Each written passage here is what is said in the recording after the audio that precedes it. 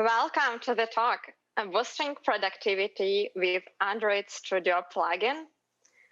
To clarify, what is this icon next to the Android Studio icon? This is Litho, and Litho is a framework for building Android UI screens. And in this talk, I will cover how we build Android Studio plugin for this framework. So what we will know in this session. In the next 30 minutes, I will walk you through the journey how to identify the problem in the one's workflow, how to cover methods of different research for the identified problem, and cover the details of the implementation based on the research conducted. And all of this is happening in Android Studio context.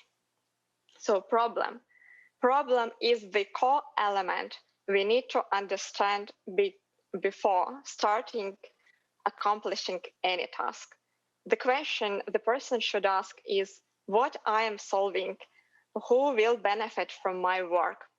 So what problems may exist in the Android Studio workflow? Let's see. This is Litho code. It builds the UI in the Android. The code itself is open sourced and it's present in the GitHub. If you want to take a look later after this presentation, the link is at the bottom of the screen. So Litho itself was created in mind with developer productivity and application performance.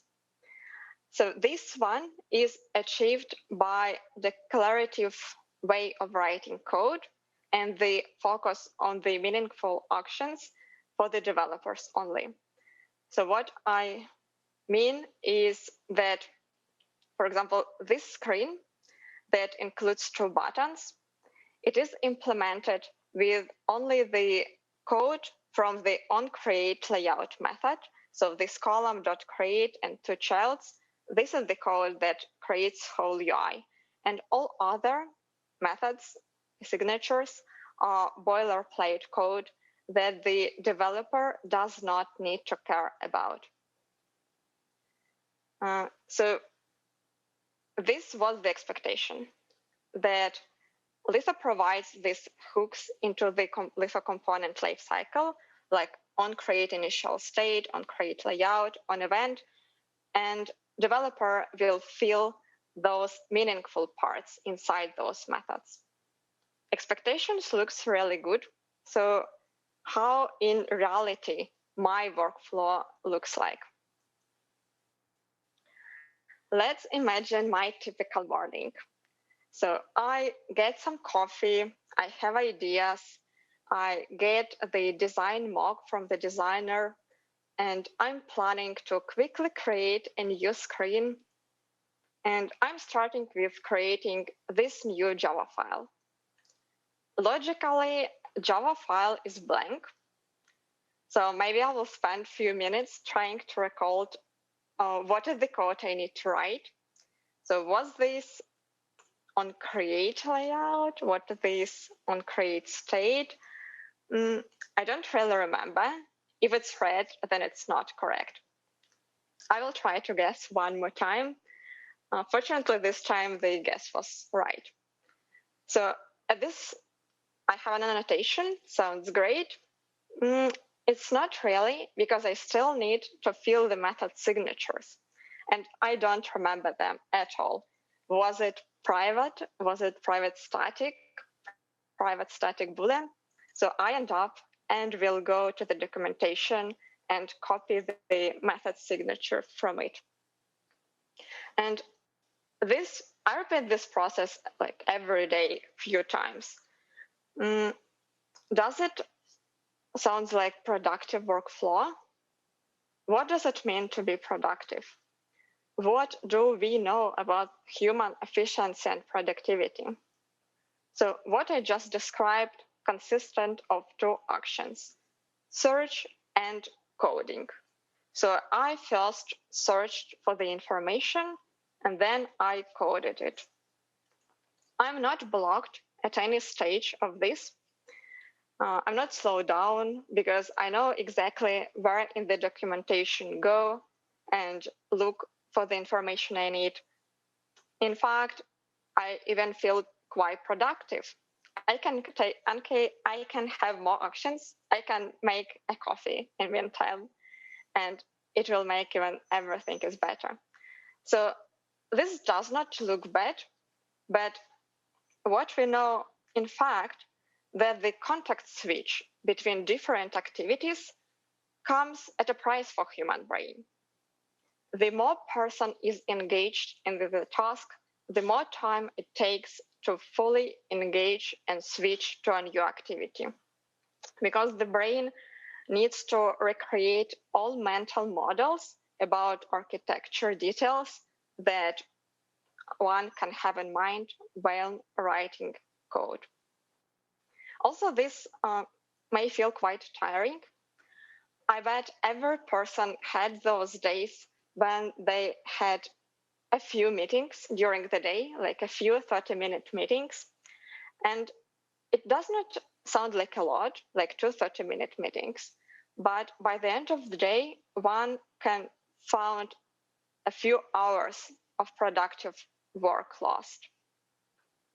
So there might be a lot of activities, a lot of switching between tasks, a lot of search, but by the end of the day, 0 tasks are closed.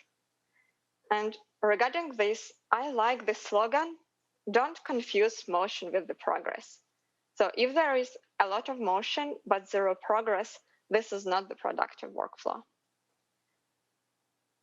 So what if I can tell you that we can remove the search part at all? What if IDE will help us accomplish all those boilerplate code so we don't need to search for it and we will end up with the coding only? So it will be one continuous activity of the same type.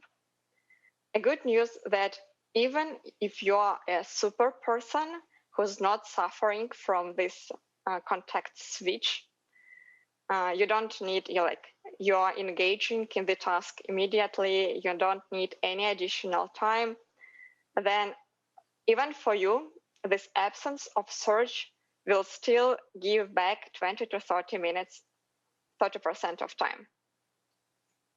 Okay, great. So we kind of find a problem. The next question we should ask, is this problem a common? So why we are caring? Because anyone, it's easy to guess or assume that everyone has the same problems. Like if I'm experiencing this, then all my teammates experience this. All Android developers experience this. But I bet everyone had, in their life, had some crash when you searched for it. And all that you found is one single post from 2018 or 2014 without any answer straight. And at that stage, you find yourself alone on this battlefield fighting with the crash, and you are wondering why no one experienced it, why you are so unlucky. Yeah, this happens. So to be clear, we don't want to solve that types of problems. It will be super inefficient to spend a week solving a problem that will never happen again. So, okay, we decided that we want to understand is this a common problem or not? How will we do that? So for that, one might think okay, I will just go around and ask my colleagues over a coffee, did you feel productive yesterday? That might be not the best strategy because people might just not remember. So what we did is that we took methods and approaches from the product research and applied them to developers. So the one of the core ideas in the product research is the personas idea. So we want to understand who are those people who have same struggles as me.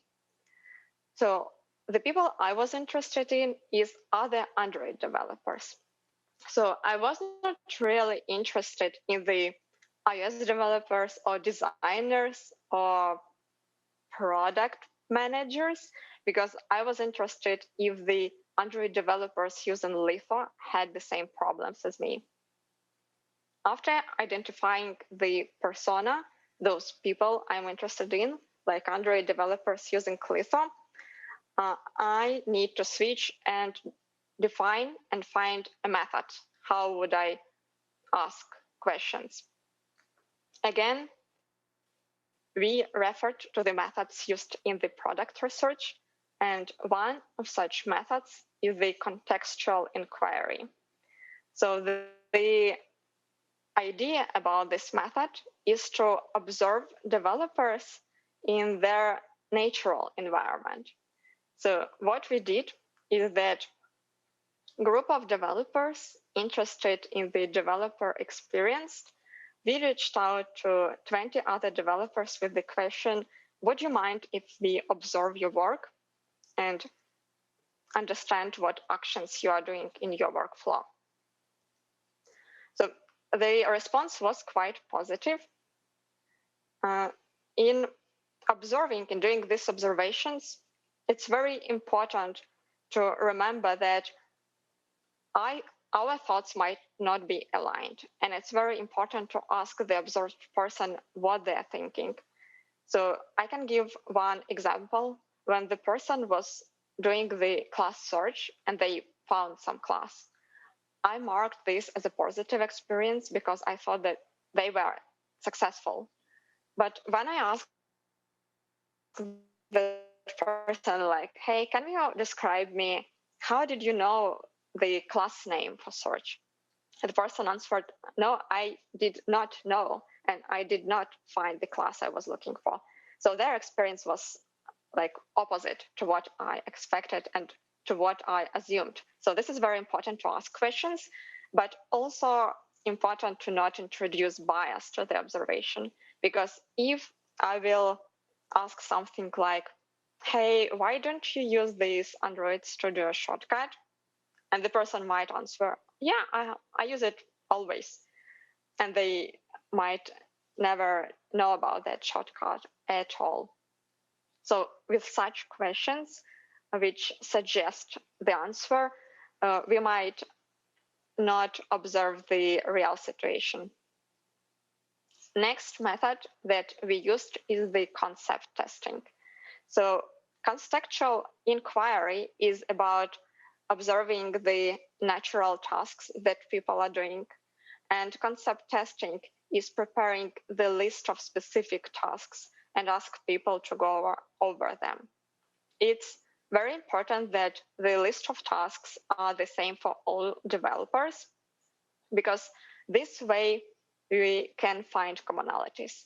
Otherwise, if one person creating the screen, second person is doing the data fetch, third person is creating the event listeners, they will all have unique actions, and it will be harder to find the commonalities between them. About the number of developers for these two methods, so we approached 20, but for such deep investigation, even like 10 developers might be enough. About the timing, so we spent from 45 to 90 minutes, and it was the optimal timing for these investigations, because lower time will not allow us to gather enough signals, and more than 2 hours time, we saw that people started repeating themselves. We stopped gathering more signals after some threshold. And the last method I want to tell you about is the surveys. So surveys is the least time consuming. So we can ask a person to answer the questions in 5-10 minutes. And this way we can cover 50 people in 10 minutes. But this is also the least useful, I would say, because you need to know the questions in advance. You cannot have new insights from the surveys. It's more about understanding the general attitude. For example, questions might be like, do you find easy to use this action? Do you find easy to search or navigate documentation? This kind of stuff. And at this stage, when we have identified the problem and we did the research and we have some conclusions, the very important to proceed to the implementation stage. Because again, I like that slogan, not confuse motion with the progress, and absent implementation would be like zero progress. It will be just motion. In this video that I will start shortly, it shows the main possibilities of the Android Studio plugin for Litho that we implemented. I will continue discussing implementations of those features after this 1-minute video. So yeah, please pay attention to it, and I will describe in more details later.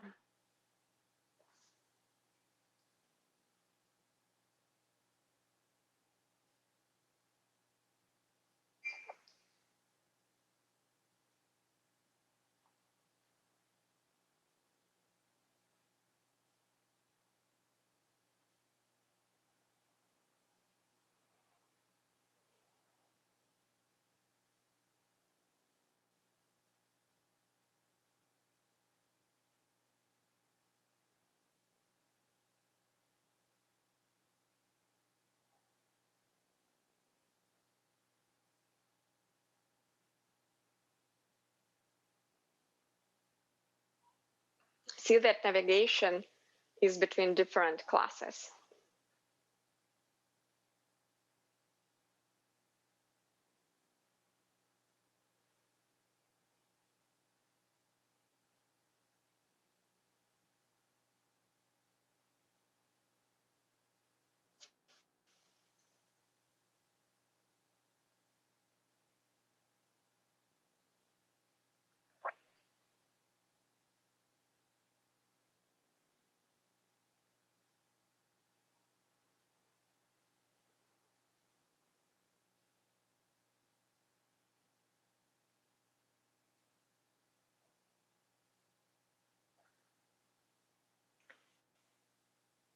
Okay, so these are the main implemented features. This is not the exhaustive list, but I want to focus on them. After releasing the plugin to the developers and to the users, we introduced the logging to analyze the usage and understand what features were most useful. So I'm kind of interesting to hear what do you think is the most used feature from the video you just saw. I will not hear your answer, but I will still pause for 2 seconds for you to think, like, what do you think? Like, try to guess what was the most useful feature.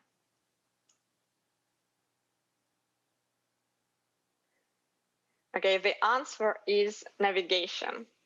So for me, when I saw these results of the usage, for me, it was a surprise because I personally bet on the code completion. This is what I struggled with. This is what I needed, and that the Android Studio completed the code for me. But the reason for this was interesting and a bit obvious, that developers more often read code than they write new one. So that was an interesting insight. File generation. So what does it mean? Litho uses annotation processor to generate classes. So there is a Litho spec class, which is the blueprint, and Litho component, which is the generated class. And annotation processor are running during compilation stage. And it feels like we are running compilation very often and it's very quick, But in reality, very often there is a situation when you open a project and you want to start investigating it and navigating around straight away, but those absent classes that should be generated, they are red. So you cannot navigate on them, you cannot see documentation, you cannot use methods on them, and that's very frustrating. The next one is warnings. So Litho has specific list of own warnings, and previously, before implementing the plugin, those warnings were discovered during the either compilation time or runtime. And it was very progress blocking for the developer, for the person, for me personally as well, to write the code and then compile it and discover there was some mistake. And you need to write a lot of it later. So on-the-fly warnings as you type it are very important. And here is code completion. This one that I was thinking should be on the first place. So yeah, code completion is for the developers actively using Litho and needing those completion of the different methods, parameters, classes, and file templates. They are in the same area. So file templates is very important to have, but they're used only by the people who implement new component on your screen. Let's dig deeper into the implementation details of all those features I just described. So plugin.xml file is the config file. It's in the core of the plugin in a sense as Android manifest file is the core of the application that describes what are those extensions that Android system has to hook into the Android application. The same way plugin.xml file describes what extensions into the IntelliJ environment plugin has. I'm saying IntelliJ because Android Studio is based on the IntelliJ. So if you write an IntelliJ plugin, it will work on both platforms. Yeah, let's go over the list of features that we have for our Litho IntelliJ plugin. So extensions com IntelliJ means that these are the extensions for the package com IntelliJ. This is the extension point for the navigation. Application service, interesting type. This is very similar idea to the Android services that are just running in the background during the lifetime. And just here, this is the lifetime of the IntelliJ application instead of the Android application. So we used this service to generate files because we needed file to be preserved during the project open time.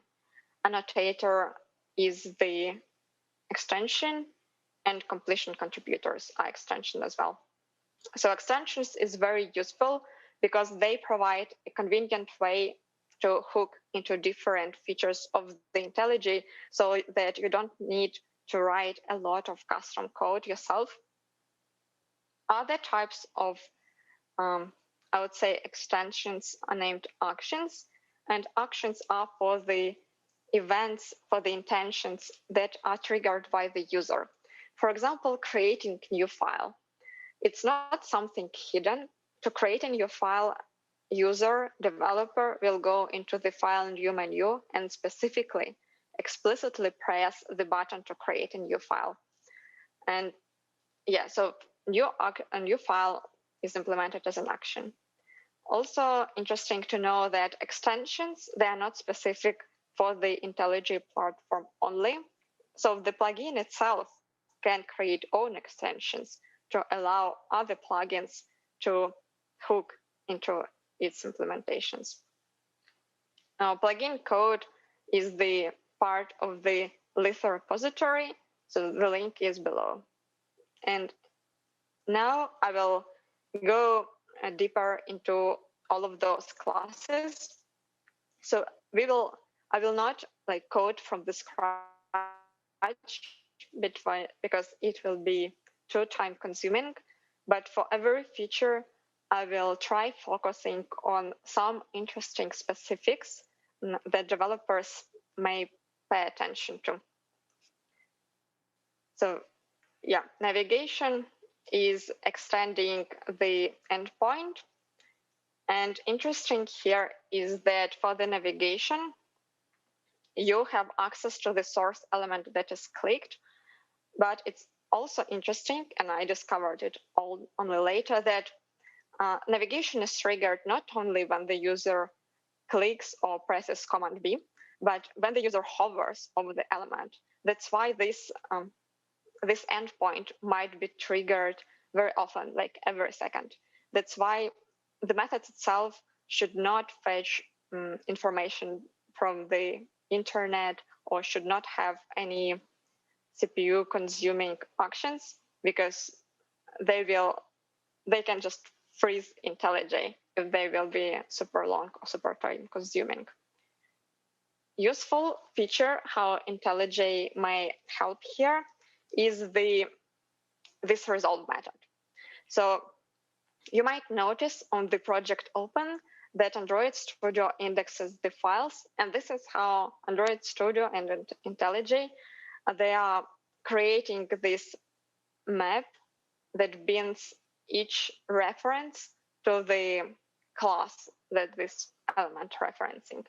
So by doing this simple resolve, you can understand which method a person wants to go. For example, for the Litho, if I see that the person wants to go to the clicks on the generated component, this probably means that they want to see the code for the Litho spec blueprint and not for the generated code. That's why this resolve method I find very useful, because I can see that it's resolving to the component and I can return the spec method itself. File generation, as I mentioned, there is no specific endpoint because for every class you will have, for every plugin, for every framework, you will have your own specific ideas how you want to generate files. And good to know that even though this is Java code and obviously you can use the Java API to create files on disks, but IntelliJ provides its own API to access documents and files. And we can just, in updating existing file method, we can just access the document itself and replace the text in it. It's a super quick operation. Interesting point that even if the file is not present, we still don't need to create on the disk, and IntelliJ could create files in memory only. And those in memory files will be equal to the files on disk. The only tricky point here that because this is not the file on the disk, IntelliJ or Android Studio still needs to know where this file is placed, kind of in which scope, to understand if the scope is shared with the open file, to understand, to resolve completion or navigation or other actions for this class.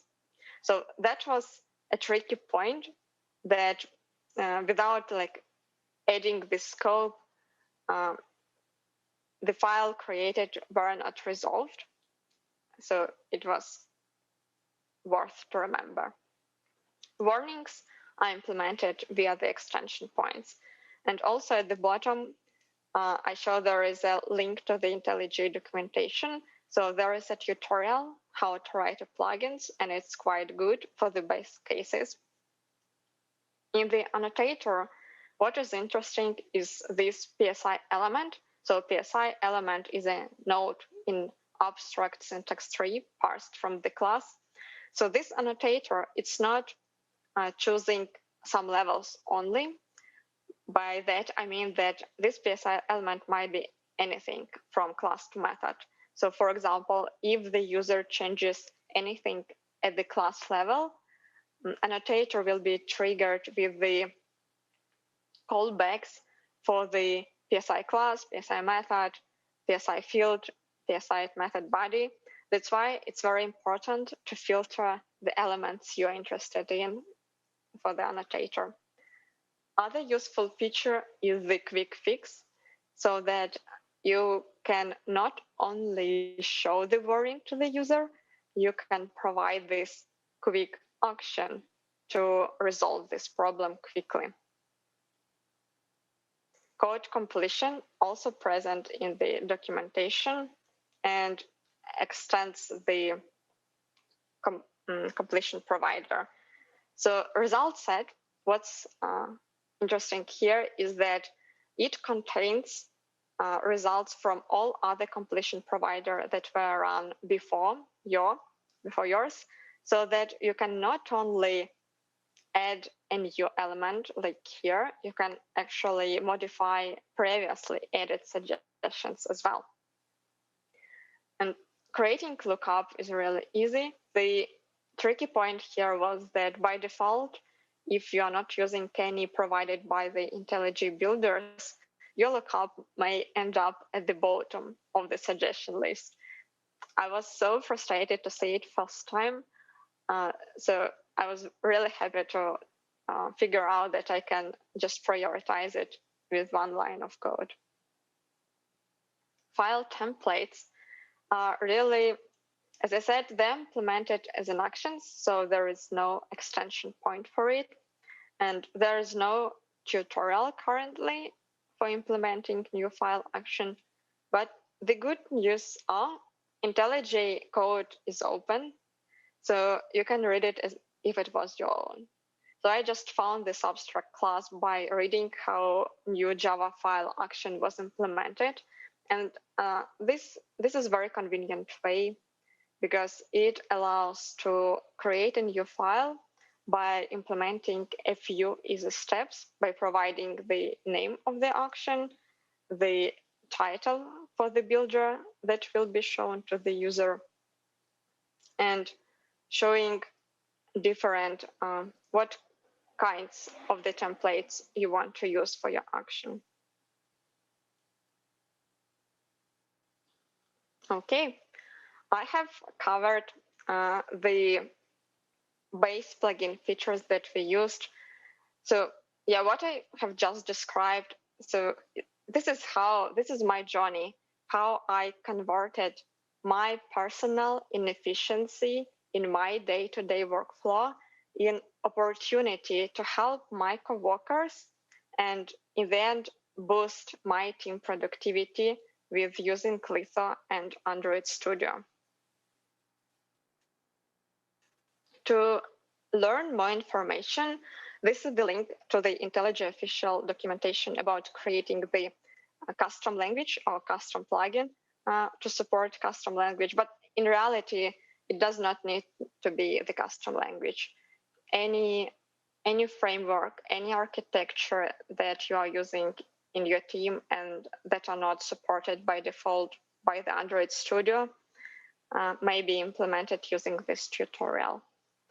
Also, all the files that I showed at this presentation, they're from our Litho open source GitHub repository. So Litho IntelliJ plugin is part of that repository, and you can go and watch them again after this presentation. I can't see you in person now, but I visited droidCon conference myself in previous years, and whenever I talk to participants, every person was very passionate and active. That's why now I'm sure that you as well can take described methods and approaches and implement them in great ideas to help your coworkers or other developers. If you are interested to try Litho that I showed in the video before and try implementing Android Studio plugin, the Litho plugin project is open for pull requests. I have left, so I see, yes, we still have time for questions. So if you are interested in anything about the defining the problems, about doing the research, about implementing the plugin itself, I'm happy to answer the questions. Also, if you want to find out more about mobile engineering at Facebook in general, you can speak to one of my colleagues directly now during this conference. In this conference general website, there is this partners section, and if you click the Facebook, you can contact my colleagues directly from there. And yeah, as I said, now I'm happy to answer any questions you have.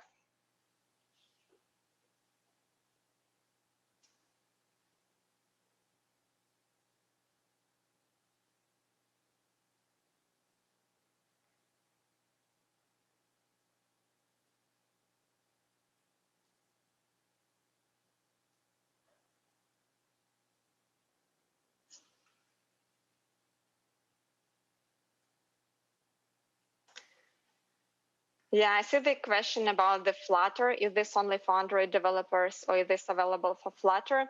I have not used the Flutter, so I know that this plugin is for any IntelliJ-based application. So if you can use the IntelliJ, then you can create plugin for it.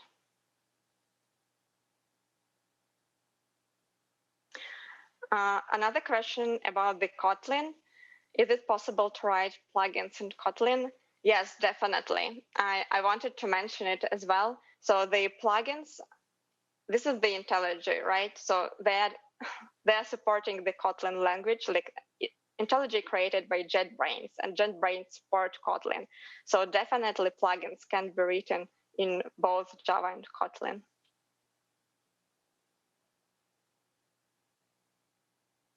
What other scenarios could you see a plugin useful for? So what other scenarios we were used? There were like almost everything you see in the IntelliJ can be hooked in with a plugin. So for example, all those tool windows on the sites that you see, they could be implemented, hooked in with the plugin. Also, you can access any endpoint because this is the Java or Kotlin, so you have possibilities to fetch data as you can with the Java. So you can hook it with some backend database and fetch data to present it in the IntelliJ application directly to avoid this context switch to search information anywhere else.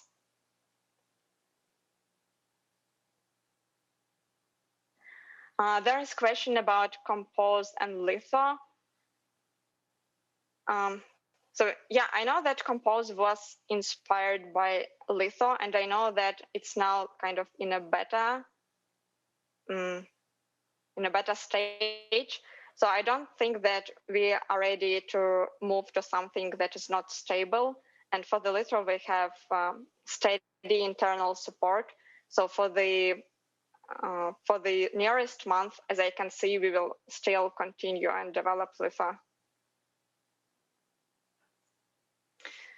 Testing. How easy is to test these plugin components? So yeah, testing. Yeah, you can use unit tests definitely. And there is also IntelliJ tutorial describes how to implement the end-to-end testing. So you can kind of mock the IntelliJ environment and mock the user actions. For example, the completion. You can mock the completion and see if the results are what you expected.